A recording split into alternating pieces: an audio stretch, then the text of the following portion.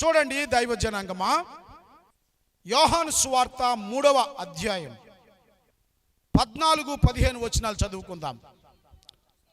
అరణ్యములో మోషే సర్పమును ఎలాగు ఎత్తెనో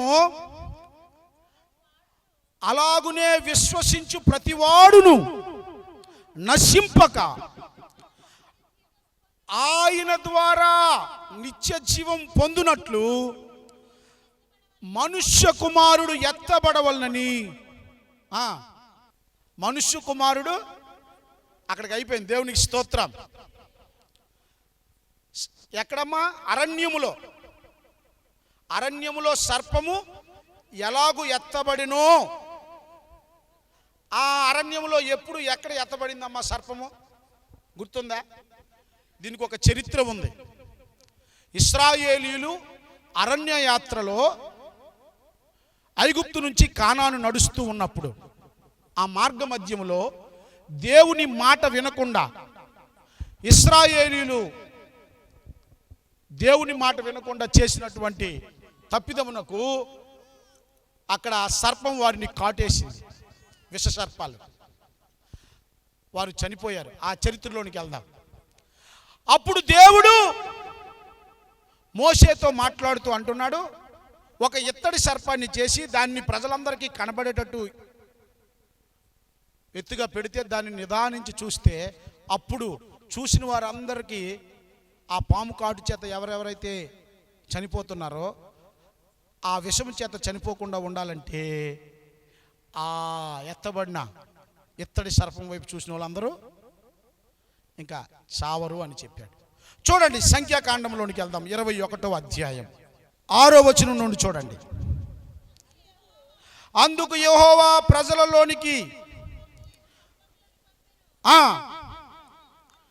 అవి ప్రజలను కరువగా ఇశ్రాయేలీయులలో అనేకులు చనిపోయిరి. కాబట్టి ప్రజలు మోషే యొద్దకు వచ్చి, మేము యెహోవాకును నీకును విరోధముగా మాట్లాడి పాపము చేసితిమి. యెహోవా మా మధ్య నుండి ఈ సర్పములను, ఈ విష సర్పములను తొలగించినట్లు ఆయనకు మా పక్షముగా మొర్రపెట్టి వేడుకొనమనిరి. మోషే ప్రజల కొరకు ప్రార్థన చేయగా యెహోవా, నీవు తాపకరమైన సర్పమును వంటి ప్రతిమను చేయించి స్తంభము మీద పెట్టుము. అప్పుడు కరవబడిన ప్రతివాడును దాని వైపు చూచి బ్రతుకునని మోషేకు సెలవిచ్చెను. కాబట్టి మోషే ఇత్తడి సర్పం ఒకటి చేయించి స్తంభం మీద దానిని పెట్టిను. అప్పుడు అందరూ చెప్పండి అమ్మా, అందరూ నా వెనక చెప్పండి. ఇక్కడ ఉన్న వాళ్ళందరూ కూడా, అక్కడక్కడ కూర్చున్న వాళ్ళందరూ కూడా ప్రభు పేట మీకు మనవి చేస్తూ ఉన్నాను. అప్పుడు సర్పపు కాటు, గట్టి చెప్పండి అమ్మా. సల్లపల్లి మంగళపురం వాళ్ళందరూ గట్టి చెప్తారని మా స్టీవెన్ పాస్టర్ గారు చెప్పారు. గట్టి చెప్పండి అమ్మా. ఆ మామ నాదుకు చూసి నవ్వుతుంది. అమ్మా నువ్వు వస్తాను, నీ దగ్గరికి వస్తాను. చెప్పండి అమ్మా. అప్పుడు సర్పము కాటు తినినా అంటే సర్పం కాటు తినడం కాదు, సర్పము చేత కాటు తినబడిన వాడని అర్థం. ప్రతివాడు ఇత్తడి సర్పమును ఎలాగ చూడాలమ్మా? ఎలాగ చూడాలమ్మా? నిదానించి. చెప్పండి అమ్మా, అందరూ చెప్పండి అమ్మా. నిదానించి చూచినందున బ్రతికెదరు. చప్పట్లు కొట్టి దేవుని నామాన్ని మహింపరుద్దాం. హల్లెలూయా, హల్లెలూయా. దైవ జనాంగమా, చూసారా? మోషే మీద, దేవుని సేవకుని మీద, దేవుని మీద వ్యతిరేకంగా ప్రవర్తించారు. వీళ్ళు మాట వినట్లేదు, సనుక్కుంటున్నారు, అల్ప విశ్వాసులు అయిపోయారు. బ్యాక్ బైటింగ్ ఎక్కువైపోయింది. దేవుడికి నచ్చలేదు. దేవుడు తాపకరమైన సర్పాలకి ఆజ్ఞాపించాడు. అవి విషముతో నిండిపోయినాయి. ఇశ్రాయేలు సర్వ సమాజంలోనికి పాలెంలోనికి వెళ్ళి కుడుతూ ఉన్నాయి. వాళ్ళు ఎక్కడ టెంట్ వేశారు. చనిపోతూ వస్తున్నారు జనాలు. ఎందుకు ఇలా జరుగుతుందని ఆరా తీస్తే వాళ్ళు తప్పిదం తెలుసుకొని సేవకుడి దగ్గరికి వెళ్ళి, అయ్యా మమ్మల్ని క్షమించండి, మేము తొందరపడ్డాము, మా కొరకు మొర్ర పెట్టండి అంటే దేవుడు ఏమంటున్నాడు, ఇత్తడిని తీసి ఒక పతిములాగా సర్పములాగా దాన్ని పోతపోసి దానిని ఒక కట్టికి కట్టి దాన్ని ఏం చేయమన్నాడమ్మా? ఇటు చూడండి అందరూ.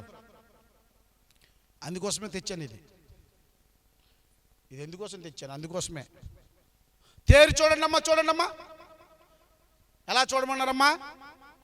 దేవుని సేవకుల వైపు దేవుని సేవకుల వైపు తేరి చూశాడట. ఆ శృంగారపను దేవాలయం దగ్గర ఏదైనా వెండి బంగారాలు ఉన్నాయని. వాక్యం ఇప్పుడు ఏం చేయవస్తుంది? నిదానించి చూడాలి. దేవునికి స్తోత్రం, హల్లెలూయా. చూడండి అమ్మా, నిదానించి చూడండి అమ్మా, ఇటువైపు చూడండి అమ్మా. నా మాటలు చెప్పానమ్మా, చూడండి అమ్మా.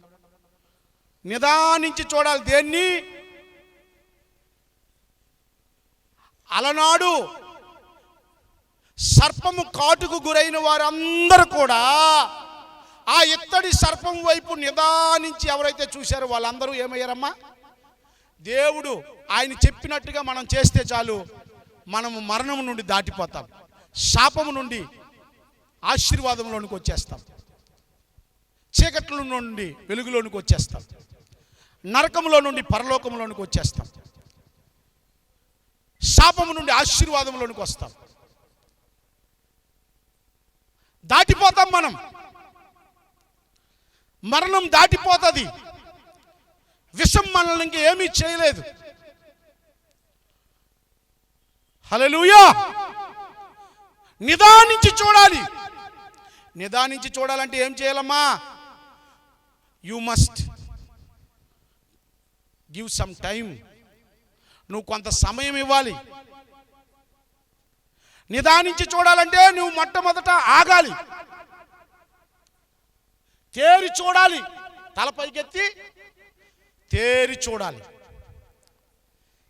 నిదానించి చూడడం అంటే ఏంటి? నిదానించి చూడడం అని చెప్పనా మీకు?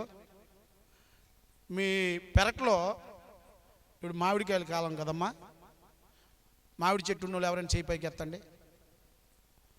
అమ్మ, ముందు కాయలన్నీ బాగా కర్రతో పీకేస్తాం, గాలికి పడిపోతాయి. లాస్ట్కి వచ్చినప్పటికి ఏం చేస్తుంది ఆవిడ? అంగుళం కదమ్మా. ఏ కొమ్మకి ఏం ఉండిపోయిందో, ఏ రెమ్మకి ఏం ఉండిపోయిందో ఆ పెరట అవతల పక్కింటోళ్ళు పెరట మీదకి వెళ్ళిపోతుంది ఏటో కాయలని. ముందు ఆ చెట్టు కాయలే తీసేద్దాం, ఆ కొమ్మకాయలే తీసేద్దాం, ఎందుకంటే వాళ్ళు తినకూడదని. మన వాళ్ళు సామాన్యులు కాదు. నిదానించి చూస్తుంది, అంగుళం కూడా కదమ్మా.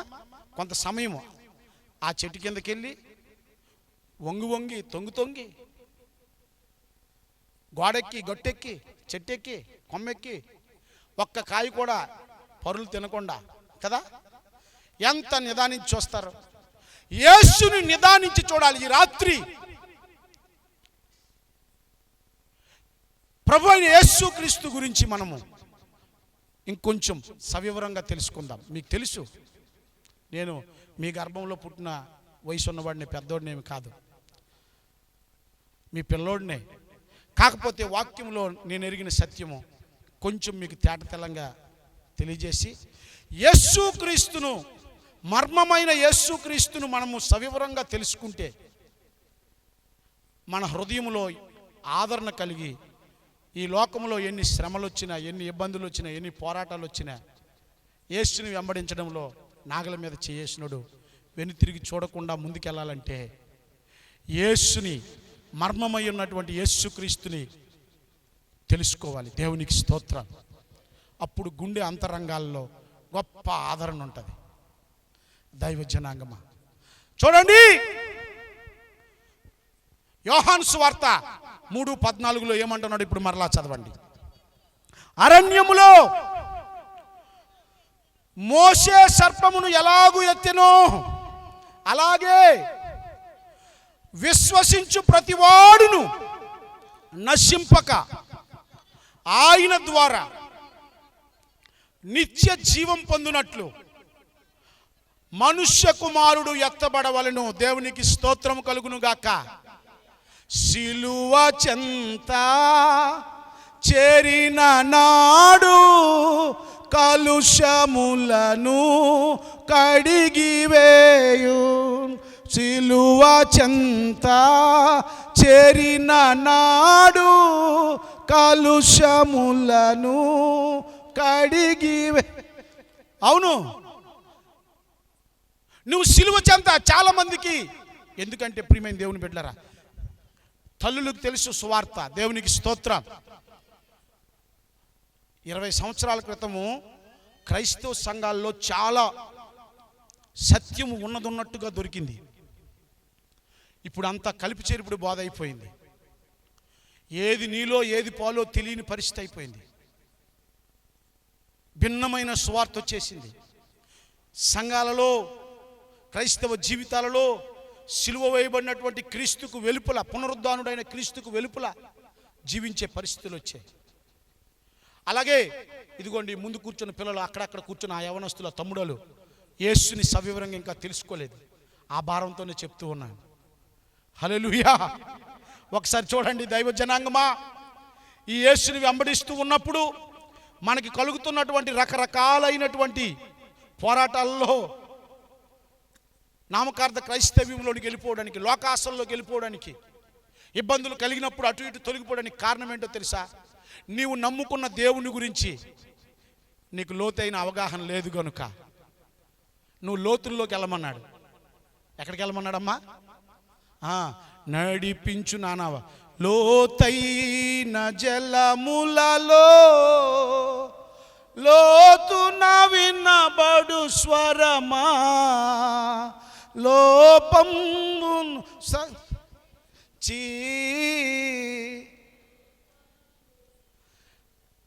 ఆ పాట ఇప్పుడు ఎంతమందికి వచ్చమ్మా? ఇలికా చెప్పమ్మా. నడిపించు నానావా ఎంతమందికి వచ్చి చెప్పండి. 23వ కీర్తన ఎంతమందికి వచ్చు? ఆ మాట చెప్తే ఇప్పుడు వీళ్ళందరూ నా మీద పడిపోతారు కదమ్మా.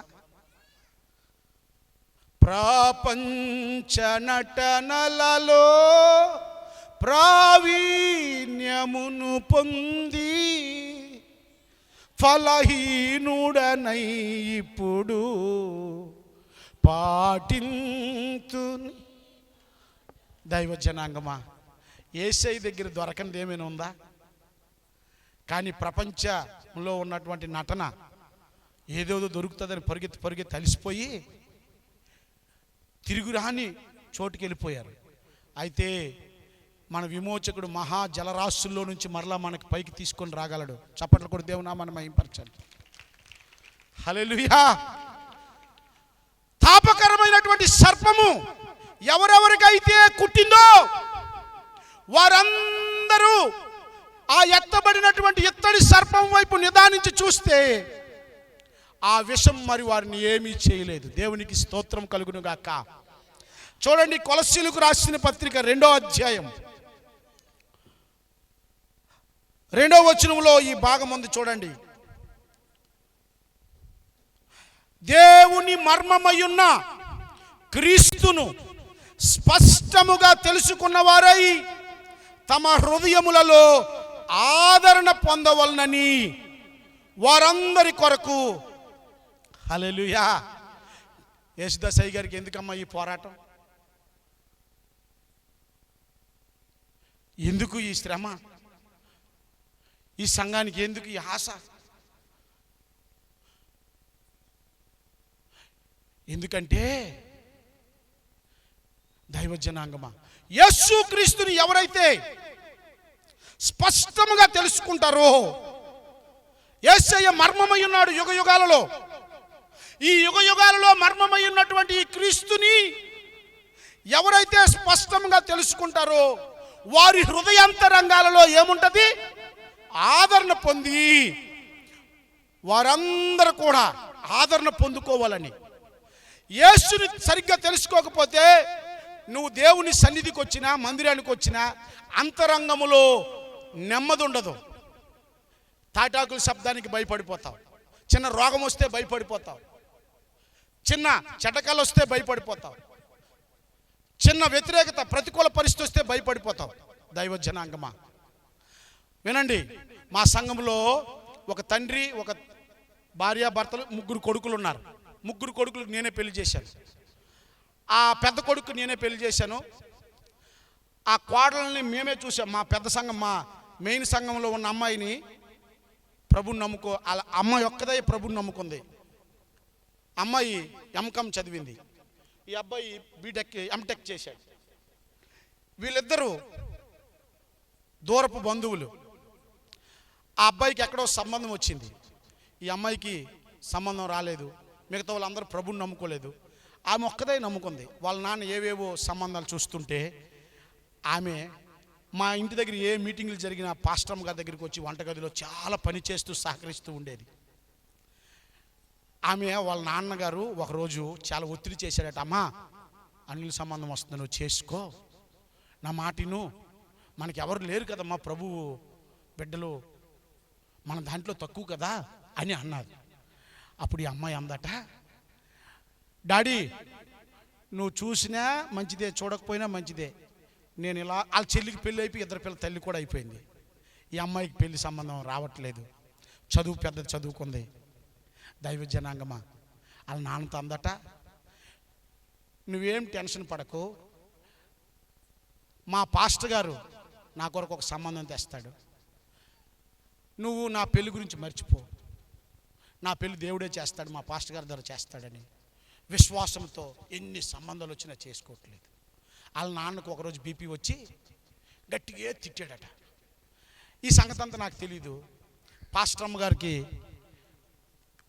ఏదో మీటింగ్ అయినప్పుడు సహాయం చేస్తూ పరిచర్య ఇంట్లో చేస్తూ చెప్పి వెళ్ళిపోయింది. ఆ మీటింగ్ తర్వాత పాస్టర్ అమ్మ చాలా బాధతో నాకు చెప్పింది, పలానా సోలుమతికి చాలా కష్టంగా ఉంది, వాళ్ళ నాన్న ఇలాంటి పరిస్థితిలో తనని దూషించాడట, ఆమె కొరకు ప్రార్థన చేయండి అంది. నేను నా భార్య ఇద్దరం మోకరించి ప్రార్థన చేశాం. 1 నెల రోజులు నిశ్చయంగా బిడ్డ వివాహం కొరకు ప్రార్థన నేను ఒక ఛాలెంజ్గా తీసుకున్నాను. నా మీద ఆశ పెట్టుకుంది నా ఆత్మీయ కుమార్తె, నేను ఎట్టి పరిస్థితుల్లో ఈ బిడ్డకి మంచి వివాహం చేస్తానని. జాగ్రత్తగా వినండి. ఆ అబ్బాయి కమ్మనమూలు సంఘమేశ్వరం సంఘ బిడ్డ. ఈ అమ్మాయి మా మెయిన్ చర్చ్ సంఘమేశ్వరం, బ్రాంచ్ చర్చ్ ఏమో కమ్మనమూలు. ఈ అబ్బాయి ఎంటెక్ చేశాడు. వాళ్ళిద్దరికీ మొత్తం మీద ప్రభు కృపలో వివాహం సెట్ చేశాను. పెళ్ళి అయిపోయింది. అయిపోయిన తర్వాత 1,00,000 రూపాయలు వాళ్ళ సొమ్మే ఒక పక్కకు పెట్టి వాళ్ళిద్దరికీ అవనగడ్డలో ఒక రూమ్ తీసి, మీకు ఉద్యోగం వచ్చినంత వరకు బియ్యం ఇచ్చే బాధ్యత నాది, గ్యాస్ ఇచ్చే బాధ్యత నాది, పెళ్లి చేశాను కాబట్టి ఒళ్ళు దగ్గర పెట్టుకొని కష్టపడి చదవండి, ఉద్యోగం కొట్టాలి, దేవునికి స్తోత్రం అని చెప్పి ప్రార్థన చేసి ఒక గదిలో పెట్టాను. వాళ్ళిద్దరూ సచివాలయం ఉద్యోగాలు వచ్చేసాయి. చప్పట్లు కూడా దేవునామాన్ని మహింపరచండి. హల్లెలూయా. ఆ తర్వాత వాళ్ళ తమ్ముడికి పెళ్లి చేశాను, వాళ్ళ చిన్న తమ్ముడికి పెళ్లి చేశాను. మంచిగా 2 అంతస్తులు మేడ కట్టుకున్నారు, పొలం కొనుక్కున్నారు, అంతా మంచిగా వెళ్తుంది. దైవ జనాంగమా, హైదరాబాదులో హార్డ్వేర్గా పనిచేస్తూ 60-70 వేలు సొంత దుకాణం పెట్టుకొని నెలకు 1,00,000 రూపాయలు మిగిలిపోద్ది ఆ కుర్రోడికి. ధర్మరాజు అని ఆ కుర్రోడు 2 కిడ్నీలు ఫెయిల్ అయిపోయినాయి. కుటుంబం అంతా ముందుకెళ్ళిపోతుంది, పిల్లలకు ఉద్యోగాలు వచ్చాయి, ఇల్లు కట్టుకున్నారు, 3 కొడుకులకు పెళ్ళిళ్ళు అయిపోయినాయి. హఠాత్తుగా అబ్బాయికి 2 కిడ్నీలు ఫెయిల్ అయిపోయినాయి. అంత వేదన. సంఘంలో సంఘ పెద్ద మా మోషే గారు, మరలా మోషే గారికి ఈ మధ్యకాలంలో బాగులేదు. ఆ పిల్లోడిని అటు ఇటు ఇటు అటు అటు ఇటు తిప్పుతున్నారు. ఈ ఎండలకి అందరికీ చాలా ఇబ్బంది అయిపోయింది, డయాలసిస్ అటు ఇటు తిప్పుతున్నారు. ఆ తండ్రికి కూడా చాలా బలహీనమైపోయింది. ఆయనకి కూడా హాస్పిటల్కి, ఇంకో వేరే హాస్పిటల్కి, ఒకేసారి తల్లికి ఒక హాస్పిటల్కి, బిడ్డకు ఒక హాస్పిటల్కి, తండ్రికి ఒక హాస్పిటల్కి తీసుకెళ్ళారు.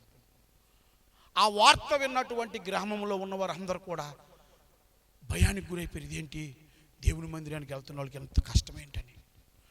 నాకు కూడా చాలా బాధేసింది. నేను ప్రార్థన చేశా, ప్రభువా ఏంటి ఈ సంగతి అంటే, ప్రభు అన్నాడు, ఈ శ్రమలు అనుభవిస్తారు కానీ మరణం రాదని చెప్పాడు దేవుడు. దేవునికి స్తోత్రం, హల్లెలూయా. నేను వెళ్ళాను. ఆ మోషే గారు తండ్రికి కూడా బాగలేదు, ఆ మంచం మీద బలహీనుడుగా ఉన్నాడు. తల మీద చేసి నేను పూర్వం చెప్పిన వాక్యాలన్నీ జ్ఞాపకం చేసి కొంచెం కొబ్బరి నూనె తీసుకొని ప్రార్థన చేసి, ధైర్యంగా ఉండు, శ్రమలు వస్తాయి, యేసుక్రీస్తుని హృదయంలో ప్రతిష్ఠించుకో, యేసుకు వెలుపల నువ్వు ఆలోచిస్తే ఈ శ్రమలలో నీ గుండెలో ఆదరణ, ధైర్యం కోల్పోతావు, జాగ్రత్త అని వాక్యం చెప్పి ప్రార్థన చేశాను. దేవునికి స్తోత్రం. ఆయనకి తగ్గిపోయింది. తండ్రి గారికి ఆదివారం చర్చికి వచ్చాడు. దేవునికి స్తోత్రం, హల్లెలూయా. ఊరంతా అనుకున్నారట, నిన్న శనివారం శుక్రవారము ముగ్గురు 3 హాస్పిటల్లో ఉన్నారు, ఆదివారం వచ్చినప్పటికీ ఈయన చర్చికి వచ్చాడేంటి? హల్లెలూయా. దైవజనాంగమా, ఈ నిలువుకర్ర అడ్డకర్రకి ఏలాడుతున్నటువంటి ఈయనను ఎవరైతే నిదానించి చూస్తారో, ఆ సర్పము, పాము, ఘట సర్పము, అపవాది పాపమునకు ప్రేరేపించి ఆ పాపం వలన కలుగు భ్రమ చేత అవిశ్వాసానికి, అవిధేయతకు గురైపోయి దేవునికి వ్యతిరేకంగా దేవుణ్ణి మర్చిపోయే జనాంగము ఇశ్రాయేలీయుల్లోనే పుట్టారట, ఇశ్రాయేలీయుల్లోనే ఉన్నారట. ఆ అరణ్యంలో ఉన్నవారు అందరూ ఎవరు? ఇశ్రాయేలీయుల సర్వ సమాజమే. వారే అవిధేయులై ఉన్నారు. అందుకే తాపకరమైన సర్పాలు వచ్చాయి. తేరి చూడండి, నిదానించి చూడండి అమ్మా, చూడండి అమ్మా. ఎక్కడైనా విషం ఉందమ్మా? చెప్పండి అమ్మా. యేసు ముఖములు ఇలాగ ముఖం పెట్టి చూడండి. వాక్యములో ఉన్న యేసు ఇంకా రమ్యముగా ఉంటాడు. చెప్పండి కూడా దేవుని నామాన్ని మహింపరచండి. ఆది యందు వాక్యం ఉండును, వాక్యం దేవుని యొద్ద ఉండును, ఆ వాక్యమే శరీరధారిగా ఈ లోకానికి కృపా సత్య సంపూర్ణుడై వచ్చాడు. ఆయన పరిపూర్ణతలో నుండి మనం కృప వెంబడి కృప. ఎవరు? యేసు ప్రభువారు. సాక్షాత్తు దేవుడు మనుష్య కుమారునిగా ఈ లోకానికి వచ్చాడు. ఎందుకు వచ్చాడు? ఆయన పిల్లలు రక్త మాంసాల్లో ఉన్నారు, పాప మరణ భయము చేత పీడింపబడుతూ ఉన్నారు. ఈ లోకములో అన్నిటికీ మందుంది. కరోనా వస్తే అట్ట కొద్ది రోజులు ఇబ్బంది పడ్డారు, కానీ ఆ తర్వాత దానికి కూడా కనుగొన్నారు మందులు. కానీ మానవునిలోనికి వచ్చినటువంటి పాపమునకు విరుగుడు, మానవ స్వభావము పాపభూయిష్టమైనది. దానికి విరుగుడు ప్రభు అయిన యేసుక్రీస్తు కార్చిన రక్తం. దానికి విరుగుడు ప్రభు అయిన యేసుక్రీస్తు నందు విశ్వాసం. ఆ యేసుని మనము చూడాలి. ఈ శిలువ యేసుక్రీస్తు ప్రభువారు మన పాపమునకు చెల్లించిన మూల్యమునకు సూచన. ఈ శిలువ మన ఆధ్యాత్మిక శక్తికి ఓటగా ఉన్నది. ఈ శిలువ యేసు ప్రభువారు మన కొరకు పొందిన శ్రమలకు సూచనగా ఉన్నది. ఈ శిలువ దేవుని ప్రేమకు సూచనగా ఉంది. ఈ శిలువ ఆయన క్షమాపణకు సూచనగా ఉంది. ఈ శిలువ ప్రభు అయిన యేసుక్రీస్తు మన కొరకు చెల్లించినటువంటి ఆయన నశించిపోతున్నటువంటి వారికి వెరితనంగా ఉంది, కానీ రక్షింపబడిన మనకి ఈ శిలువ దేవుని శక్తి అయి ఉన్నది. దేవునికి మహిమ కలుగును గాక. ఈ శిలువ స్వార్థకు గుర్తుగా ఉన్నది. ఈ శిలువ అపవాది వాటమునకు గుర్తుగా ఉన్నది. ఈ శిలువ యేసుక్రీస్తు సువార్తకు గుండెకాయ వంటిది. హల్లెలూయా. ఈ శిలువ అండి మన అతిశయం. దేవునికి మహిమ కలుగును గాక. అపోస్తలుడైన పౌలు అన్నాడు, నేను సిలువ వేయబడిన క్రీస్తునే ప్రకటిస్తున్నాను అన్నాడు. నేను మీ మధ్య సిలువ వేయబడిన క్రీస్తుని తప్ప మరి దేనిని కూడా ఎరగనన్నాడు. సిలువ వేయబడిన క్రీస్తే నాకు అతిశయం అన్నాడు. నేను ఆయననే ప్రకటిస్తున్నాను అన్నాడు. ఈ సిలువలో ఏలాడుతున్నటువంటి యేసుని చూడండి, తేరి చూడండి. ఆయన కనికరము, దయ, దీర్ఘశాంతం, విస్తారమైన కృప, సత్యము గల దేవుడు. ఆయన దీర్ఘశాంతము గలవాడు, సాత్వికుడు, దీన మనస్సు గలవాడు. ఆయన సిలువ వేయబడుతూ సిలువ మోస్తూ కూడా ఆయనను కొడుతూ ఉంటే ఆయన ఏమన్నాడు? తండ్రి, వీరు ఏమి చేయుచున్నారో వీరు ఎరుగరు కనుక వీరిని. ఆహాహా, ఇలాంటి వారు ఎవరైనా ఉన్నారా? చెప్పండి అమ్మా.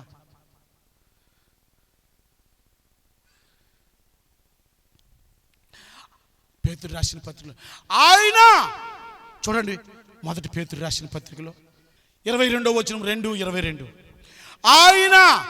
ఆయనలో ఏ పాపము లేదు, ఆయన నోట ఏ కపటము లేదు, ఆయన దూషింపబడి బదులు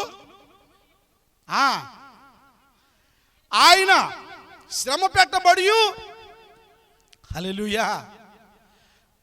చాలామంది అంటారు, చూడండి అమ్మా సిలువ వేయబడినటువంటి ఆయనే 3 మేకులు పీక్కొని రాలేకపోయాడే, మనల్ని ఏం రక్షిస్తాడని. దైవ జనాంగమా, ఆయన ఎందుకు సిలువ వేయబడ్డాడో తెలుసా? మన శరీరం ద్వారా మనం చేసిన పాపములకు, అతిక్రమములకు, దోషములకు, మన ఆలోచనల చేత, మన తలంపుల చేత మనము అనుభవించాల్సిన పాపము, శాపము, నరకము, కీడు అంతటిని ఆయన మీద మోపుకున్నాడు. దేవునికి స్తోత్రం కలుగును గాక. ఈ సిలువ కార్యము చేత సర్వలోకములో ఉన్నటువంటి వారందరినీ సంధి చేయాలనుకున్నాడు. దేవుని దగ్గరికి తేడానికి ఈయన సిలువ వేయబడిపోయాడు. దేవునికి స్తోత్రం. హల్లెలూయా.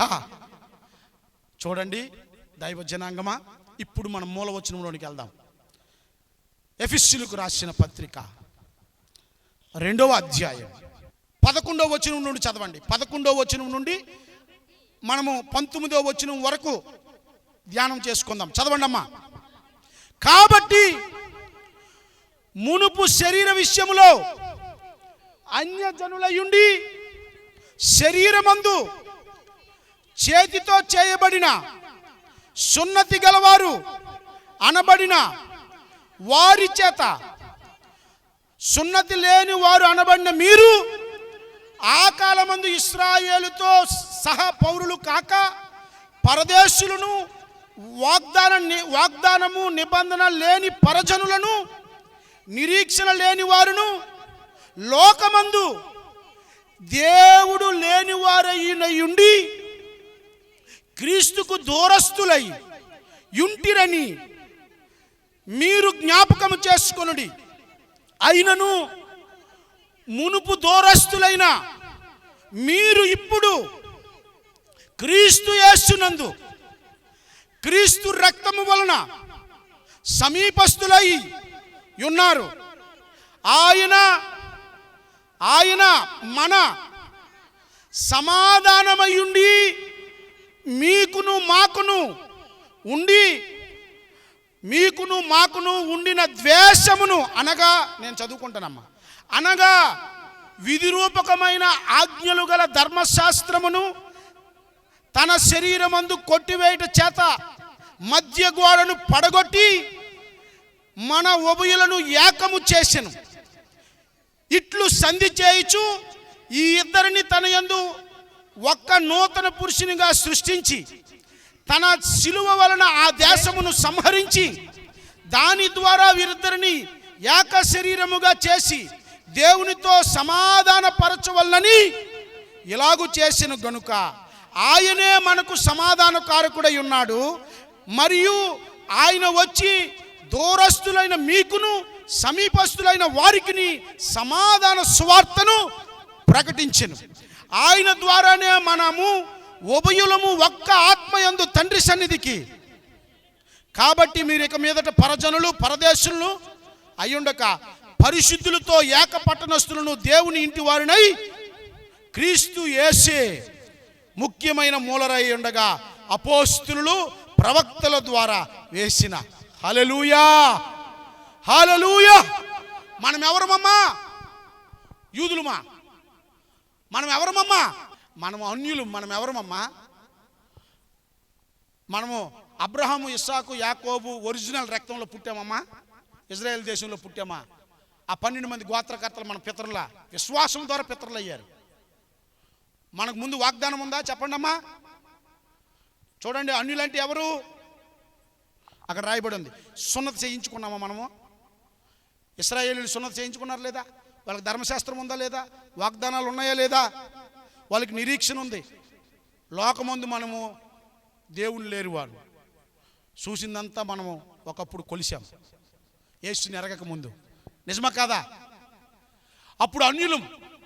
అందుకే దైవజనాంగమా జాగ్రత్తగా వినండి. ఆదికాండం 12వ అధ్యాయంలో అబ్రహాముతో అన్నాడు, నీ ద్వారా నేను సమస్త వంశములను, భూలోకములో ఉన్న సమస్త వంశములను ఆశీర్వదించేదని అన్నాడు. అన్నాడు అనలేదమ్మా? చూడండి, ఆదికాండం 12వ అధ్యాయంలో.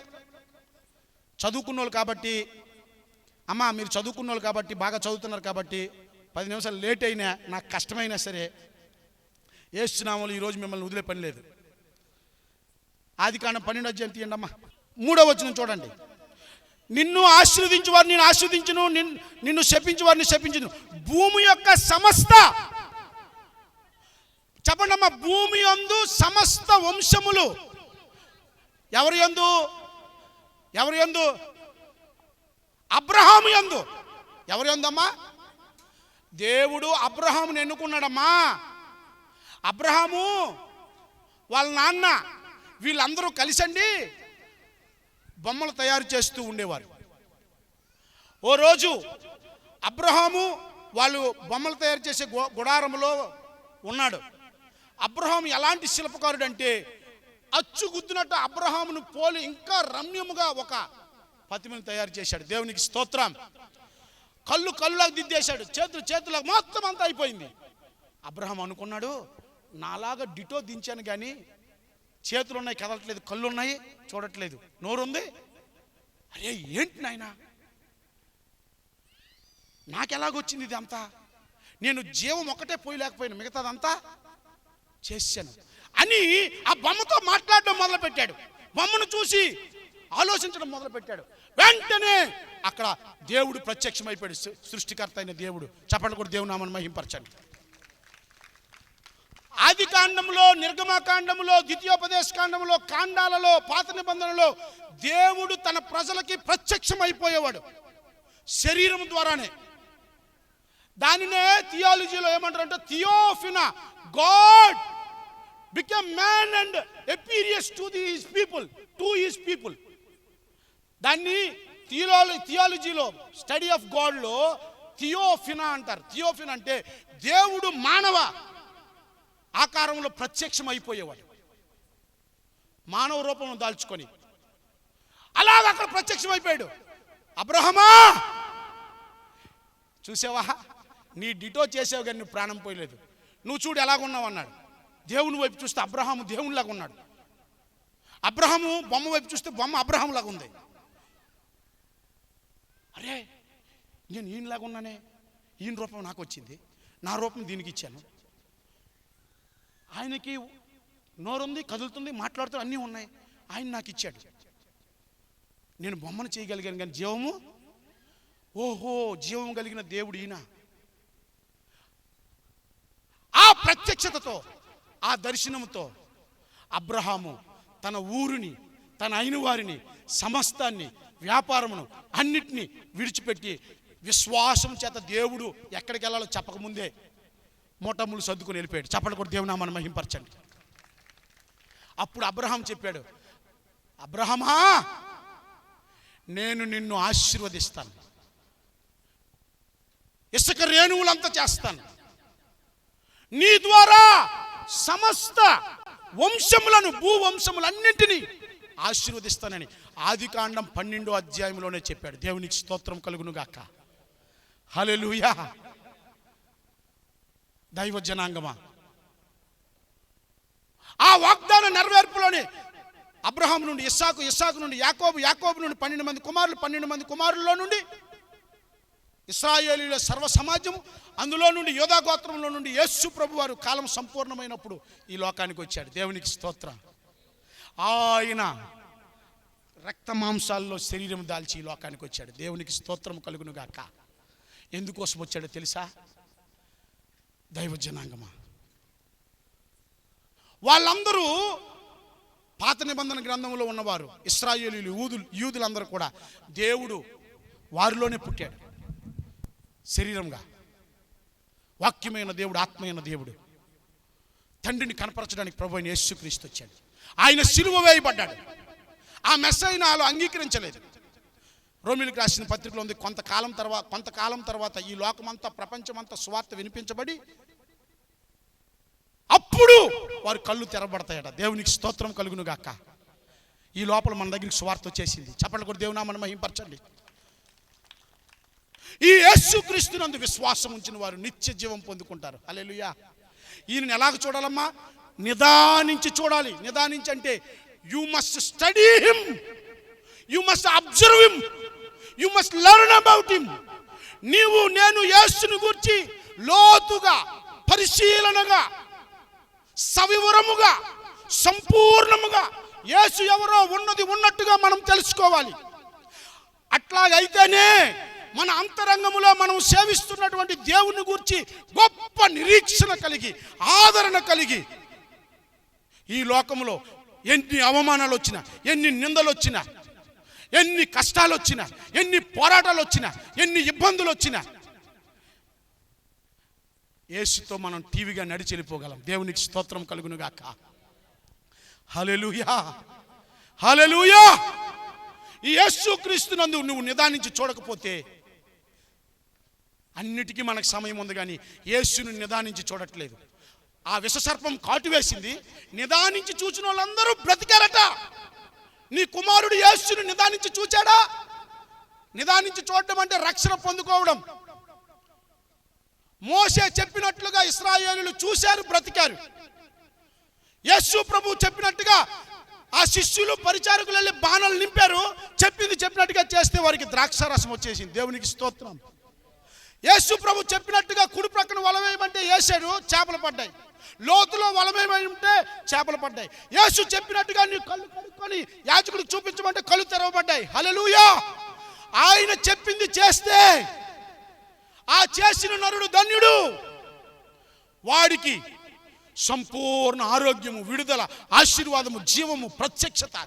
చప్పట్లు కొట్టి దేవునామాన్ని మహింపరచండి. హల్లెలూయా. ఈ యేసుని నీ కొడుకు చూపించావా? నీ తమ్ముడికి చూపించావా? నీ తండ్రికి చూపించావా?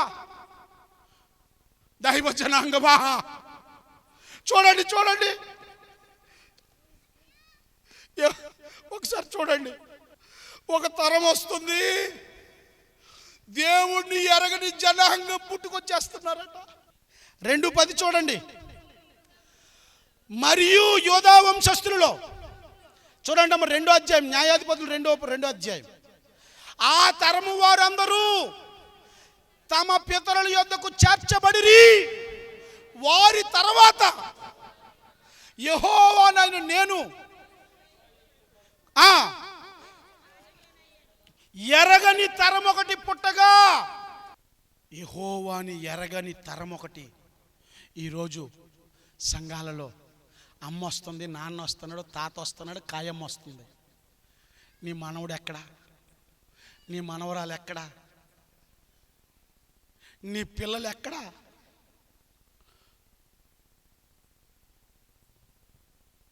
ఎక్కడా? ఎక్కడా కాదు, అన్ని చోట్ల అలాగే ఉంది. దేవుడు చేసిన కార్యాలు, రోగం నుండి, పాపం నుండి, శాపం నుండి, దెయ్యాల నుండి, పేదరికం నుండి, అవమానం నుండి, నింద నుండి, ఎన్ని రకాలైనటువంటి తిండికి లేని, గూడుకు లేని, గుడ్డకు లేని, చదువు లేని, విద్య లేని బానిస బ్రతుకుల నుండి పాప విముక్తులను చేసి లేని ఇల్లు ఇచ్చాడు మనకి, లేని తోటలు ఇచ్చాడు, లేని పొలం ఇచ్చాడు. ఇశ్రాయేలీలతో ద్వితీయోపదేశ కాండంలో 8వ అధ్యాయంలో ఏమన్నాడు తెలుసా? మోషే ప్రసంగిస్తూ, నాయనలారా అనుస్తూ వచ్చాడట ఇశ్రాయేలీయులను. ఎందుకంటే 40 రోజుల ప్రయాణాన్ని 40 సంవత్సరాలుగా మార్చాడు. 40 days బికెమ్ 40 years. ఎందుకు తీసుకున్నాడో తెలుసా? దేవుడు ఇచ్చిగలడు వెంటనే. వాళ్ళందరూ మర్చిపోతారు మానవుని స్వభావము మేలు పొందుకున్న తర్వాత. ఏమండి, ఈ యేసుదాసయ్య గారు, వారి తండ్రి గారు, ఆ సంఘ పెద్దలు ఇక్కడ సంఘం స్థాపించబడినప్పుడు ఎన్ని ఉపవాస ప్రార్థనలు చేస్తుంటారు, ఎన్ని కన్నీటి ప్రార్థనలు చేస్తుంటారు, ఎన్ని రాత్రులు రమ్ము కొట్టుకొని దెయ్యాలు అక్కడ తెచ్చి పడేస్తే కన్నీరు కార్చి విలపించి విలపించి రొమ్ము కొట్టుకొని రోధించి ఒక ఛాలెంజింగ్గా రాత్రి పగలు యుద్ధం చేసి స్వస్థతలు జరిగే అద్భుతాలు పొందుకొని వాళ్ళందరూ ఉంటే ఈ గ్రౌండ్ సరిపోయి ఉన్నా ఏమ్మా? ఈ సంఘంలో ఉన్న పూర్వ విశ్వాసులు, తల్లులు, సంఘ పెద్దలు చెప్పండి, ప్రార్థనా పరులు, విజ్ఞాపనకర్తలు, మీరు ఎంత కన్నీరు కార్చారు, ఎంత యుద్ధం చేశారు. వాళ్ళందరూ ఏరి మేలు పొందుకొని మర్చిపోయారు. ఇప్పుడు ఏమైందో తెలుసా? ఫ్యాషన్ అయిపోయింది. ఇప్పుడు నీ పిల్లలు ఎక్కడా? కానీ యెహోషువ అంటాను, నేనును నా ఇంటి వారిని యెహోవాను సేవించడం. దేవునికి స్తోత్రం. అబ్రహాం గురించి దేవుడు చెప్తున్నాడు, అబ్రహాం తన పిల్లలకి, తన కుటుంబీయులకి నీతి న్యాయములు జరిగించుట నేర్పిస్తాడని చెప్తూ ఉన్నాడు. నీ పిల్లల్ని చిన్ననాటి నుండి దేవుని సన్నిధికి తీసుకెళ్ళకపోతే ఒకరోజు అమ్మా వినండి అమ్మా, అమ్మ అమ్మ అమ్మ అమ్మ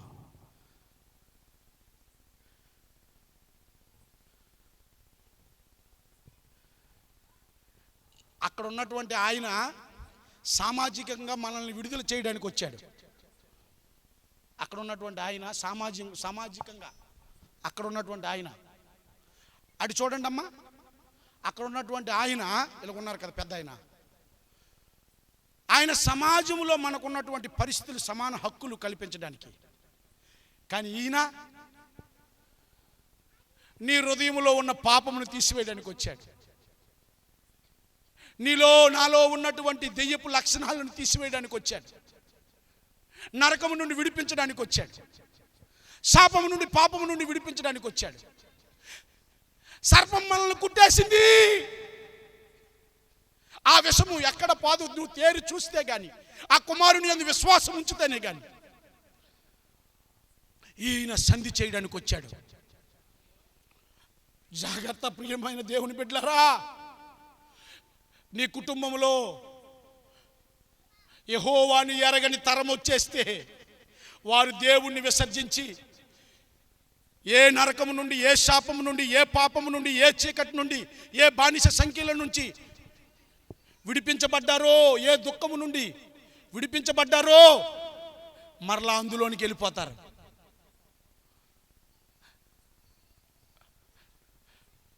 సియోనులో నిర్విచారముగా ఉన్న వారికి శ్రమ. ఈరోజు సంఘాల్లో ఎలాగుందో తెలుసా ప్రియమైన దేవుని బిడ్డలారా? లేని మేడలు వచ్చాయి, లేని వస్తు వాహనాలు వచ్చాయి, కడుపు నిండా అన్నం దొరుకుతుంది, మంచి బట్టలు, ఆభరణాలు, వాహనాలు, సమాజంలో ఒక స్టేటస్, చదువులు, ఉద్యోగాలు వచ్చాయి. తిండికి లోటు లేదు, గౌరవానికి లోటు లేదు. కొంచెం పరిస్థితులు మారాయి. దైవ జనాంగమా, అన్నీ బాగున్నాయి అనుకొని సమాజంలో ఉన్నటువంటి లోక జ్ఞానంతో పోటీ పడుతూ అలాగున్నారు, వీళ్ళకున్నారు, వీళ్ళు సంపాదించి, ఇది సంపాదించు, ఇందులో పడిపోతున్నారు. కానీ పిల్లలకి యేసయ్యను గురించి ప్రకటించట్లేదు, యేసుని గురించి బోధించట్లేదు. మాకేంట్లే అని పాటలు పాడుతూ ఆరాధన చేస్తూ కలిగిందిస్తూ ఉన్నారు. కానీ పిల్లలు నశించిపోతున్నారని, వారికి మారు మనసు లేదని, రక్షణ లేదని, భారం కానీ చింత కానీ లేదు. నువ్వు దేవుని సన్నిధిలో మారు మనసు లేని నీ పిల్లలు నీ ఇంట్లో ఉండి, మారు మనసు లేని భర్త నీ ఇంట్లో ఉండి, రక్షింపబడినటువంటి నీ పిల్లలు, నీ మనవడు మనవరాలు ఉండి, నీ కోడలుండి, కొడుకుండి, నువ్వు మాత్రం చర్చికి వచ్చి వాళ్ళ ఇంటి దగ్గర ఉండి టీవీ పెట్టుకుంటుంటే, వారి సన్నిధికి రాకుండా ఉంటే నీ ప్రాణంలో ఏం పర్వాలేదులే, నేను వెళ్ళినప్పుడు ఏసీ ఆన్ చేసి పెట్టమ్మా, నేను వచ్చినప్పటికి భోజనం వండి పెట్టమ్మా, పప్పుకూర వండి పెట్టమ్మా, నువ్వు ఇక్కడే ఉండమ్మా, పిల్లలు అల్లరి చేస్తారని చర్చికి తేకుండా, దేవుని దగ్గరికి తేకుండా, యెహోవాను ఎరగని ఒక జనాంగాన్ని, దైవ జనాంగమా, చేతులార ఒక తరాన్ని పాడు చేసే పరిస్థితి నేటి క్రైస్తవ సంఘాలకు ఒక ప్రమాదకరమైనటువంటి జనరేషన్ వచ్చేస్తూ ఉంది. మీ పిల్లలందరూ వస్తే, మీ భర్తలందరూ వస్తే, మీ బంధువులందరూ వస్తే, మీ గర్భంలో పుట్టిన పిల్లలందరూ వస్తే ఇక్కడ అంగుళం కూడా ఖాళీ ఉండదు. ఉంటుందా? ఏది ఖాళీ ఉండదు. దైవ జనాంగమా, దూరస్తులమైన మనలను యేసుక్రీస్తు సంధి చేశాడు. దేవునికి స్తోత్రం. ఎలాగా? ఈ యేసు ఎవరు? చూడండి, కొలస్సీలకు రాసిన పత్రిక ముగించేస్తూ ఉన్నాను, 1వ అధ్యాయం. యేసు ఎవరో చదువుతున్నాను, వినండి. 13వ వచనం. ఆయన మనలను అంధకార సంబంధమైన అధికారములో నుండి విడుదల చేసి తాను ప్రేమించి, నేను చదువుతాను వినండి అమ్మా, జాగ్రత్తగా మీరు చూడండి. తాను ప్రేమించి తన కుమారుని యొక్క రాజ్య నివాసులనుగా చేసెను. ఆ కుమారుని యందు మనకు విమోచనమును అనగా పాపక్షమాపణ కలుగుచున్నది. ఆయన యేసు ప్రభువారు ఎవరో తెలుసా? ఆయన అదృశ్య దేవుని స్వరూపి అయి సర్వ సృష్టికి ఆది సంభూతుడై ఉన్నాడు. ఏలయనగా ఆకాశమందున్నవి, భూమి అందున్నవి, అదృశ్యమైనవి కానీ దృశ్యమైనవి కానీ, అవి సింహాసనములైనను, ప్రభుత్వములైనను, ప్రధానులైనను, అధికారములైనను, సర్వమును ఆయన యందు సృజింపబడిను. సర్వమును ఆయన ద్వారా, ఆయనను బట్టి సృజింపబడిను. ఆయన అన్నిటికంటే ముందుగా ఉన్నవాడు. ఆయనే సమస్తమునకు ఆధారభూతుడు. సంగమును ఆయన శరీరమునకు ఆయనే శిరస్సు. ఆయనకు అన్నింటిలో ప్రాముఖ్యత కలుగు నిమిత్తము ఆయన ఆది అయ్యుండి మృతులలో నుండి లేచుటలో ఆది సంభూతుడు. ఆయన యందు సర్వ సంపూర్ణత నివసింపవలననియు ఆయన శిలువ రక్తము చేత సంధి చేసి ఆయన ద్వారా సమస్తమును, అవి భూలోకమందున్నవైనను పరలోకమందున్నవైనను, వాటన్నిటినీ ఆయన ద్వారా సమాధాన పరుచుకొనవలనని తండ్రి అభిష్టమాయను. మరియు గత కాలమందు దేవునికి దూరస్తులను మీ దుష్కార్యముల వలన మీ మనసులో విరోధ భావం గలవారై ఉండిన మిమ్మును కూడా తన సన్నిధిని పరిశుద్ధులుగాను, నిర్దోషులుగాను, నిరపరాధులుగాను నిలవబెట్టుటకు ఆయన మాంసయుక్తమైన దేహమందు మరణము వలన ఇప్పుడు మిమ్మును సమాధాన పరిచెను. ఆయన మాంసయుక్తమైన శరీరమందు మన కొరకే సిలువ వేయబడ్డాడు. హల్లెలూయా. నా కొరకే సిలువ వేయబడ్డాడు. రెనార్డ్ బోంకే ఈ ప్రపంచంలో గొప్ప పరిచర్య చేశాడు. హల్లెలూయా. ఆ సేవకుడు 19 నుండి 20 సంవత్సరాల వయసులో ఉన్నప్పుడు దక్షిణాఫ్రికాకి మిషనరీగా పంపించబడ్డాడు.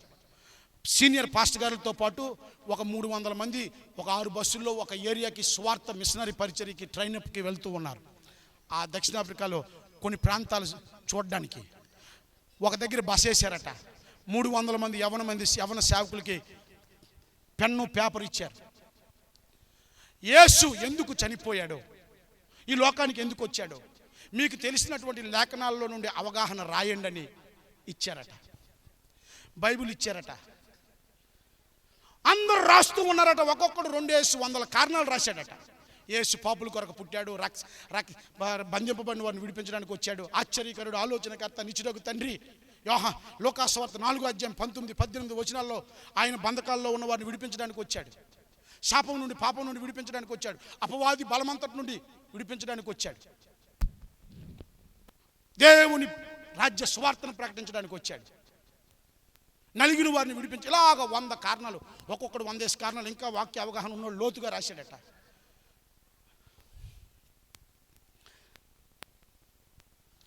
రెనార్డ్ బోంకే కాగితం వచ్చిందట. ఒక్కటే రాశాడట అక్కడ. యేసు ప్రభువారు ఎందుకు వచ్చాడంటే he came only for me అని రాశాడట. యేసు ఎందుకు వచ్చాడంటే ఏం రాశాడమ్మా? నా కొరకే వచ్చాడని రాశాడట. చప్పట్లు కూడా దేవుని నామాన్ని మహింపరచాలి. అందుకే ఆ సేవకుని దేవుడు బహుబలంగా వాడుకున్నాడు. దేవునికి స్తోత్రం. హల్లెలూయా. దైవ జనాంగమా, యేసు నీ కొరకే వచ్చాడు. యేసు నా కొరకే వచ్చాడు. ప్రతి ఒక్కరు వ్యక్తిగతంగా యేసుతో కలుసుకోవాలి. యేసు క్రీస్తు ద్వారా ఆకాశమందును భూమి పైన ఏవైనను వాటన్నింటినీ తండ్రితో సమాధాన పరుచుటకు యేసు క్రీస్తు శరీరమందు నలగగొట్టబడ్డాడు. దేవునికి మహిమ కలుగును గాక. ఆయన కార్చిన రక్తము ద్వారా సంధి చేసి ఆయన ద్వారా సమస్తము అవి భూలోకమందున్నవైనను పరలోకమందున్నవైనను వాటన్నిటిని సమాధాన పరచవాలని తండ్రి అభిష్టమైంది. దేవునికి మహిమ కలుగును గాక. గత కాలం ముందు మనం దూరస్తులము, మనకి నిబంధన లేదు, ధర్మశాస్త్రము లేదు, వాగ్దానము లేదు. పదండి ఎఫెసీయులకు రాసిన పత్రికలోనికి 2వ అధ్యాయంలోనికి. నిరీక్షణ లేని వారము, దేవుడు లేని వారమై ఉన్నాం, దూరస్తులుగా ఉన్నాం. ఇప్పుడు యేసు క్రీస్తునందు విశ్వాసం ఉంచడం ద్వారా మనము తండ్రితో సమాధాన పరచబడ్డాం. దేవునికి మహిమ కలుగును గాక. యేసయ్య తన స్వరక్తం ఇచ్చి కొన్నాడమ్మా. ఎలా కొన్నాడమ్మా? మనల్ని వెండి బంగారం ఇచ్చి కొనలేదమ్మా. తన స్వరక్తం, రక్తములో ప్రాణం ఉంది. చేయి కోసుకుంటే రక్తం వచ్చేస్తుంది. ఏం పోద్దమ్మా లాస్ట్కి? చెప్పండి అమ్మా. ప్లేట్లెట్స్ తగ్గిపోయి ఏమైపోద్దమ్మా? రక్తంలో ప్రాణం ఉంది. హేబేలు రక్తము తీర్పుని కోరుకుంటుంది. యేసుక్రీస్తు రక్తము కనికరాన్ని కోరుకుంటుంది. ఎంత ఘోర పాపినైనా క్షమించడానికి ఆయన ఆశపడుతూ ఉన్నాడు. చూడండి ఒకసారి హెబ్రీయులకు రాసిన పత్రికలో ఎలా రాయబడిందో. యేసు గురించి ఎప్పుడు ఆలోచన చేశారా? ఎన్ని శ్రమలు అనిపించాడు తెలుసా? నీ కొరకు, నా కొరకు, యేసు కొరకు. చూడండి 13వ అధ్యాయంలో 12వ అధ్యాయం 24వ వచనం. క్రొత్త నిబంధనకు మధ్యవర్తి అయిన యేసునొద్దకు హేబేలు కంటే మరి శ్రేష్టమైన మనము మీరు వచ్చి ఉన్నారు. దేవునికి స్తోత్రం. హేబేలు కంటే మరి శ్రేష్టమైన రక్తము దగ్గరకు మనం వచ్చి ఉన్నాం. హేబేలు రక్తము దేవుని దగ్గర మొర్రపెట్టిందట. ఏమని మొర్రపెట్టింది? నా అన్న అయిన కయ్యూను నన్ను నిష్కారణంగా చంపాడు, ఆయనకు నువ్వు ఏదో ఒకటి చెయ్యు. యేసుక్రీస్తు రక్తము తండ్రి కుడి పార్శ్వమందుండి సర్వలోక జనాల యొక్క పాప క్షమాపణ కొరకు ఇప్పటికి కూడా మొర్ర పెడుతూనే ఉన్నది.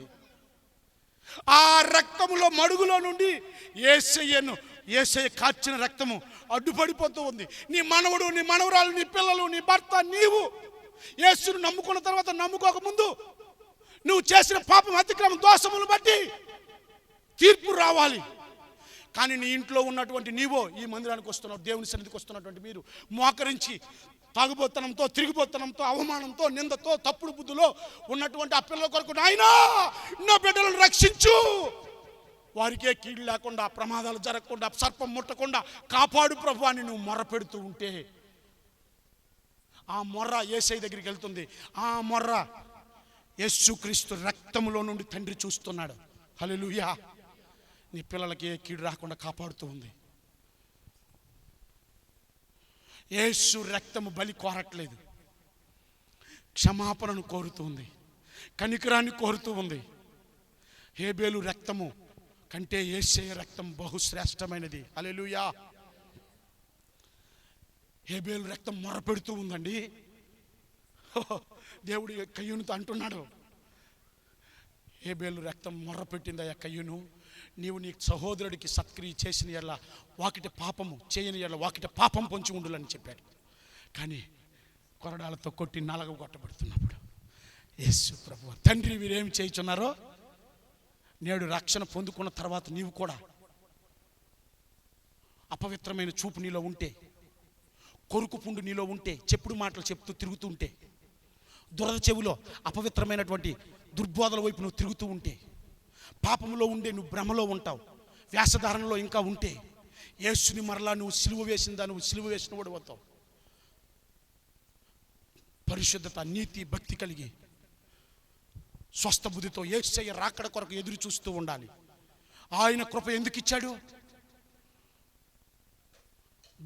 బలహీనులమైన మనకు కృప వెంబడి కృపనిచ్చి, నిన్న తప్పు చేశావు, తప్పు అయిపోయింది యేసయ్య అంటే మరలా క్షమించాడు. ఇంకొక అవకాశం ఎందుకు ఇచ్చాడు? అస్థిరులను స్థిరపరచడానికి, బలహీనులను బలపరచడానికి. ఎందుకు ఇచ్చాడు కృప వెంబడి కృప అంటే? మనలను బలపరచడానికి. చూడండి పేతురు రాసిన పత్రిక చూడండి 5వ అధ్యాయం 10వ వచనం. తన నిత్య మహిమకు క్రీస్తునందు మిమ్మును పిలిచిన సర్వ కృపానిధియగు దేవుడు కొంచెం కాలం మీరు శ్రమ పడిన పిమ్మట తానే పూర్ణులుగాను చేసి స్థిరపరిచి బలపరచును. అసంపూర్ణులను మరొక అవకాశం ఇచ్చి కృపతో మరలా పరిపూర్ణులుగా చేస్తాడు. బలహీనులకు మరొక అవకాశం ఇచ్చి బలపరుస్తాడు. అస్థిరులకు మరొక అవకాశం ఇచ్చి. ఒకసారి మందిరానికి వచ్చావు, నువ్వు తప్పిపోయేవేమో, కుడియాడం తొలగిపోయేవేమో, సమయం ఏమీ మించిపోలేదు. నువ్వు యేసయ్యకి రాత్రి మరొకసారి యేసయ్య సన్నిధికి రావచ్చు, యేసయ్య దగ్గర మోకరించవచ్చు, యేసయ్య దగ్గర మొర్ర పెట్టవచ్చు, మరొకసారి ఆయనతో సమాధానం పరచబడవచ్చు. ఆయన సంధి చేసి వారిద్దరి మధ్యన గోడను కొట్టేశాడట. పదండి ఎఫెసీయులకు రాసిన 12వ అధ్యాయంలో, క్రీస్తు రక్తం వలన మనల్ని ఇప్పుడు యేసు క్రీస్తునందు సమీపస్తులను చేశాడు. చప్పట్లు కొట్టి దేవుని నామమును మహిమపరచండి. ఎవరైతే ఎత్తబడినటువంటి, అందుకే చూడండి ఏ గ్రామంలోనైనా 250 దేశాలు ఉన్నాయి. అందులో 200 దేశాలు యుఎన్ఓ ద్వారా, యునైటెడ్ నేషనల్ ఆర్గనైజేషన్ ద్వారా రికగ్నైజ్ చేయబడ్డాయి. చిన్న దీవులు అవి ఉన్నాయి.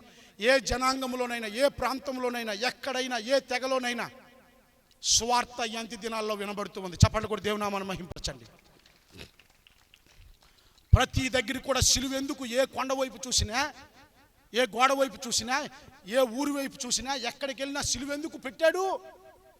ఆ సిలువ పెట్టమని దేవుడే చెప్పాడు. దేవునికి స్తోత్రం. ఆహా, ఆ సర్పము ఎత్తబడినట్లుగా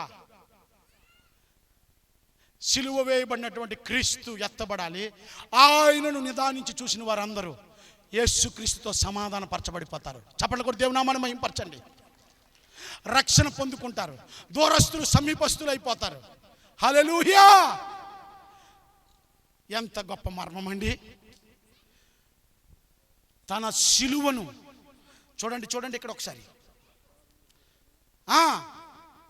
పాపములు చేతను మీరు చచ్చిన వారు ఉండగా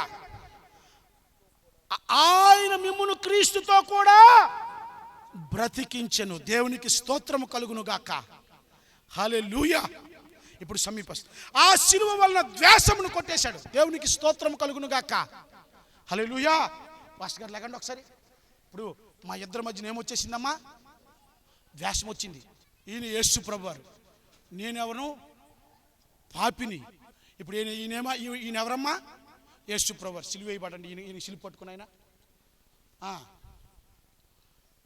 ఈయన వైపు నేను చూశాను, చూశా, ఈయన దగ్గరికి వచ్చాను. తిమోతి రాసిన పత్రిక చూడండి. ఆయన సంధి చేశాడు. తర్వాత వారిద్దరిని ఏం చేశాడు? ద్వేషం తీసి సమాధాన పరిచాడు. ఇప్పుడు ఏమయ్యాడు? ఈయన మధ్యవర్తి అయ్యాడు. ఏమయ్యాడు? చూడండి, 1 తిమోతి రాసిన పత్రిక 2వ అధ్యాయము 4-5లో ఏముంది? ఆయన మనుషులందరూ రక్షణ పొంది సత్యమును గూర్చిన అనుభవ జ్ఞానం గలవారై ఉండవలనని హెచ్చరించుచున్నాడు. దేవుడు ఒక్కడే, దేవునికి నరుడుకు మధ్యవర్తి ఆయనే, క్రీస్తు యేసును నరుడు. దేవునికి స్తోత్రం. ఆయన అందరి కొరకు విమోచన క్రయధనముగా. హల్లెలూయా! ఇప్పుడు యేసయ్య ఏమై ఉన్నాడు? దేవుడు పరిశుద్ధుడు. అటు ఇంకొన్నాడు కొద్ది పాస్టర్ గారు. ఈ దేవుడు ఎవరమ్మా? తండ్రి అని దేవుడు పరిశుద్ధుడు. ఆయన దగ్గరికి వెళ్ళాలంటే పాపం ఉన్నవాడు వెళ్ళలేడు. శరీరధారంగా ఉన్నవాడు వెళ్ళలేడు. పాప స్వభావి వెళ్ళలేడు. ఇప్పుడు ఆయన దగ్గరికి వెళ్ళాలంటే, ఈ లోకంలో మా ఇద్దరి మధ్యలో సంధి చేయాలంటే, నేను వెళ్ళి ఆయనకి కలుసుకోవాలంటే, ఆయనకి నాకు సంబంధం ఏర్పడాలంటే కుదురుతుందమ్మా? మధ్యలో నాకు ఏమమ్మా మధ్యవర్తి లేకుండా ఏదైనా జరుగుతుంది ఈ ప్రపంచంలో? 2 పార్టీలు పెళ్ళికి కానీ కలిసిపోయాయి అంటే వాళ్ళు తన్నుకు వస్తారు. మధ్యలో ఎవడో ఒకడు, అమ్మాయి తరపున ఒకడు ఉండాలి, అబ్బాయి తరపున ఒకడు ఉండాలి. ఇప్పుడు ఆయనే మధ్యవర్తిని పెట్టాడు. దేవునికి స్తోత్రం. ఈయన ద్వారా సంధి చేయాలనుకున్నాడు. ఆకాశంలో భూమి కింద సమస్తమును సమాధానపరచడానికి ఈయన మధ్యలో పెట్టాడు. మధ్యలో పెట్టి ఏం చేశాడమ్మా? మధ్యవర్తులు అప్పుడప్పుడు నలిగిపోతారు, కక్కలేక మింగలేక, అక్కడ చెప్పలేక ఇక్కడ చెప్పలేక. మందసానికి బలిపేయటానికి మధ్య యాజకుడు అప్పుడప్పుడు నలిగిపోతాడు, కన్నీరు కారుస్తుంటాడు. ఏమి చెప్పాలో తెలియదు, సేవకులు పారిపోవాలనిపిస్తుంటుంది, ఏం చేయాలో తెలియదు. బండ సందుల్లో నిలబడిపోయి మొర్ర కన్నీరు, ఏం చేయాలో తెలియదు, సిలువ వేయబడాలి. హల్లెలూయా. ఇప్పుడు వచ్చాను, తేరి చూశాను. ఈయన పరిశుద్ధుడు, నిష్కల్మషుడు. హల్లెలూయా. ఈయనలో ఏ పాపం లేదు. ఈయన కార్చిన రక్తం ద్వారా నాకు పాప క్షమాపణ ఉంది. దేవునికి స్తోత్రం. ఇప్పుడు ఈయన యందు నేను విశ్వాసం ఉంచితే, ఈ విశ్వాసం ద్వారా ఏం చేయబడ్డానమ్మా? ఈయన నన్ను తీసుకుని వెళ్ళి ఆయనకి అప్పచెప్తాడు. హల్లెలూయా. అటు తిరిగయ్యా, అలా పదయ్యా. ఇప్పుడు వీళ్ళిద్దరు ఏమైపోయారు? ఒకటైపోయారు. నేనేమైపోయాను? మీ ముగ్గురు ఒకటైపోయాము. అదే యోహాను సువార్త 10వ అధ్యాయంలో అన్నాడు, మీరు నాకు నేను తండ్రిలో ఉన్నాను, మీరు నాలో ఉన్నారు, మనం అందరము ఉభయులమై ఉన్నాము. చప్పట్లు కొట్టి దేవుని నామమును మహిమపరచండి. యోహాను సువార్త మొత్తం అదే మర్మం, అదే యోహాను సువార్త మొత్తం 17వ అధ్యాయం మొత్తం అదే. అర్థమవుతుందా? యేసుని నమ్ముకున్నంటే మన జీవం క్రీస్తులో దాచబడి ఉంది. దేవునికి మహిమ కలుగును గాక. ఆయనే రక్తము కార్చాడు, ఆయనే మధ్యవర్తిగా ఉండి సంధి చేశాడు. 3వ మాట చెప్పి ముగిస్తాను, చూడండి. హెబ్రీయులకు రాసిన పత్రిక 5వ అధ్యాయం. ఆయనే ప్రధాన యాజకుడిగా మన కొరకున్నాడు. 14వ వచనం నుండి చదవమ్మా. 4వ అధ్యాయం 14 నుండి ఇప్పుడు చదవండి అమ్మా. మన ప్రధాన యాజకుడు మన బలహీనతల యందు మనతో సహానుభవము లేనివాడు కాడు, కానీ సమస్త విషయములలో మన వలనే శోధింపబడినను ఆయనలో ఏ పాపము లేదు. చప్పట్లు కొట్టి దేవుని నామమును మహిమపరచండి. ఆయనే రక్తము కార్చాడు, ఆయనే సంధి చేశాడు, ఆయనే ప్రధాన యాజకుడిగా ఉన్నాడు. చూడండి 5వ అధ్యాయం. ప్రతి ప్రధాన యాజకుడును మనుషులలో నుండి ఏర్పరచబడిన వాడై పాపముల కొరకు అర్పణలను బలులను అర్పించుటకు దేవుని విషయమైన కార్యములను జరిగించుటకై మనుషుల నిమిత్తం నియమింపబడింది. 5వ వచనం చూడండమ్మా. మరియు ఎవడును ఈ ఘనత తనకు తానే వహించుకొనడు, కానీ అహరోను పిలువబడినట్లుగా దేవుని చేత పిలువబడిన వాడై ఈ ఘనత పొందెను. అటువలే క్రీస్తు కూడా ప్రధాన యాజకుడు అగుటకు తన్ను తానే మహిమపరుచుకోలేదు, కానీ నీవు నా కుమారుడు, నేను నిన్ను అని ఆయనతో చెప్పిన వాడు ఆయనను మహిమపరచును. ఆ ప్రకారమే నీవు మెల్కీసెదెకు క్రమము చొప్పున నిరంతరము యాజకుడు అయి ఉన్నావు అని మరి ఒక చోట చెప్పబడుతున్నది.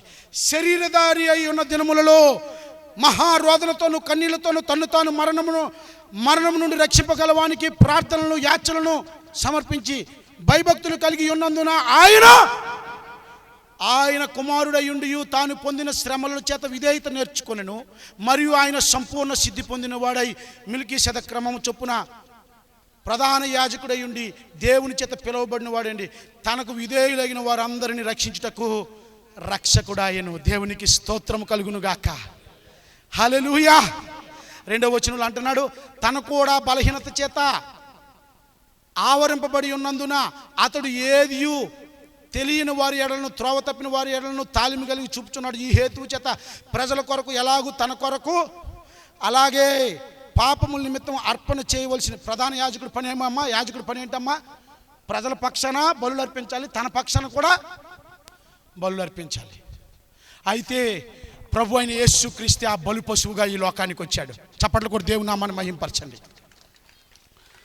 ఆయనే బలు పశువుగా వచ్చాడు.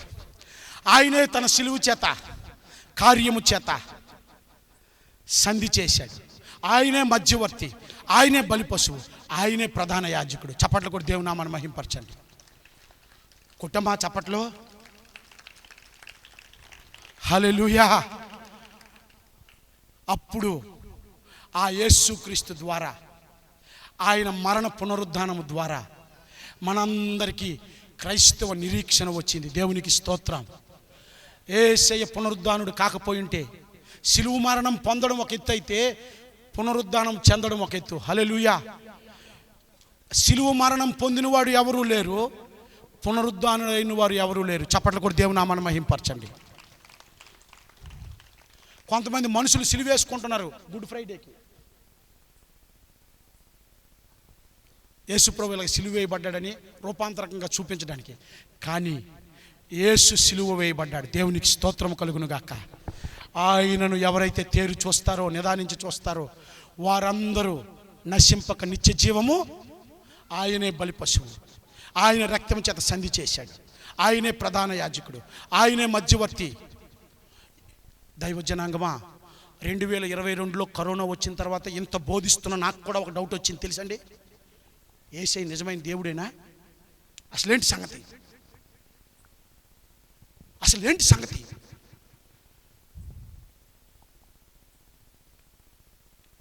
40 రోజులు ఉపవాసం ప్రకటించుకున్నాను. కమ్మనమూలలోనే మంచినీళ్ళు మజ్జిగ తాగుతూ ఉపవాసంలో ఉన్నాను. యెషయా గ్రంథం చదువుతూ ఉన్నాను. యెషయా గ్రంథం 45వ అధ్యాయం ద్వారా దేవుడు నాతో మాట్లాడాడు. నేను తప్ప వేరొక దేవుడు లేడు. 45వ అధ్యాయంలో, నువ్వు నన్ను ఎరగక ముందే నేను నిన్ను ఎరిగి ఉన్నాను, నేను నీకు బిరుదులు ఇచ్చాను, నేను నీకు పేరు పెట్టాను, నేను నీకు అధికారం ఇచ్చాను, నేనే నీ దేవుణ్ణని నువ్వు తెలుసుకున్నట్లు దాచబడిన ధనం ఇస్తాను, ఇత్తడి తలుపులు ఇనప గడియలు పగలగొడతాను, నీకు అడ్డుగా ఉన్నవన్నీ తీసివేస్తాను, నీ కొరకు నేను జనములను ఇచ్చాను, నేను తప్ప వేరొక దేవుడు, నేను రహస్యంగా మాట్లాడువాను కాను. దైవజనాంగమా, అది చదువుతూ ఉంటే ఒక స్వరము వినబడింది. నేనే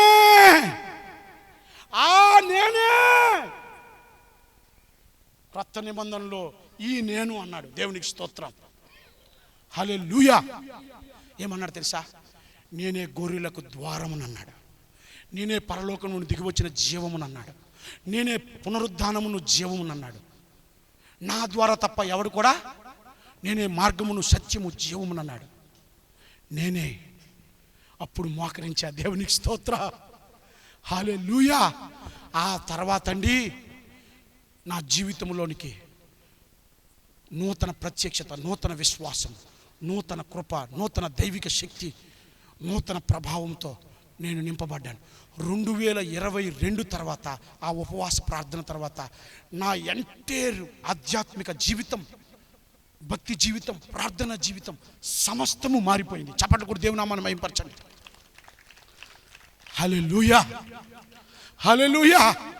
అందరం లేచి నిలబడదాం.